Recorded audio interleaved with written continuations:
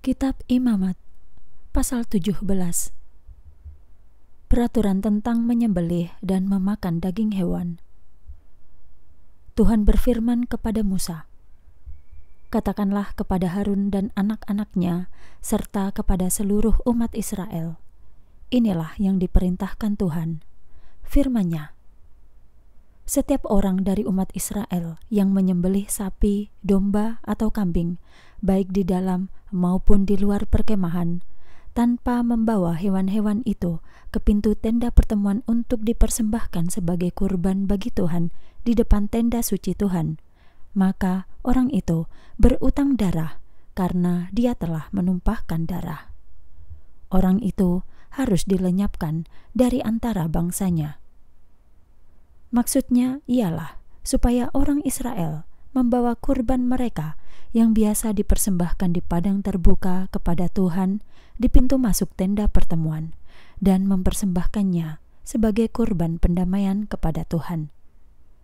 Imam harus memercikkan darahnya itu ke atas mazbah Tuhan di pintu masuk tenda pertemuan dan mempersembahkan lemaknya dalam api sebagai bau yang menyenangkan bagi Tuhan.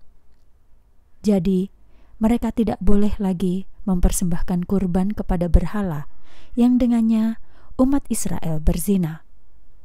Peraturan ini berlaku selamanya bagi mereka dari generasi ke generasi. Katakanlah kepada mereka, setiap orang Israel atau pendatang yang ada di antara mereka yang mempersembahkan kurban bakaran atau kurban sembelihan, tetapi tidak membawanya ke pintu tenda pertemuan untuk dipersembahkan kepada Tuhan, orang itu harus dilenyapkan dari antara bangsanya.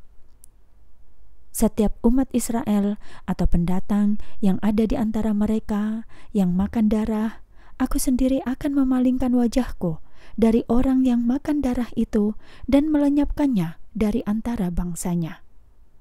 Sebab nyawa makhluk terdapat dalam darahnya, dan aku telah memberikan darah itu kepadamu di atas mazbah untuk mengadakan pendamaian bagi nyawamu. Sebab darahlah yang mengadakan pendamaian bagi kehidupan.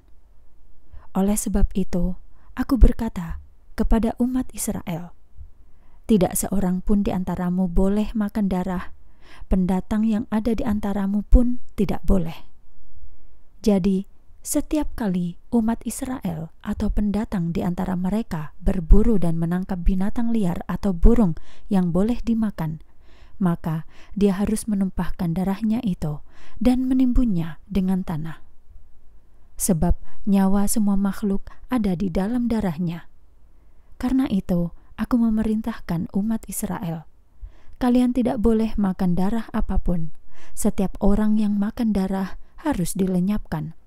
Sebab nyawa semua makhluk ada dalam darahnya. Jika seseorang, baik orang Israel ataupun pendatang, memakan bangkai binatang yang mati dengan sendirinya atau dimangsa binatang buas, orang itu harus mencuci pakaiannya dan mandi dengan air. Dia menjadi najis sampai sore hari. Setelah itu, dia menjadi tahir. Jika dia tidak mencuci pakaiannya dan mandi dengan air, dia akan menanggung kesalahannya sendiri.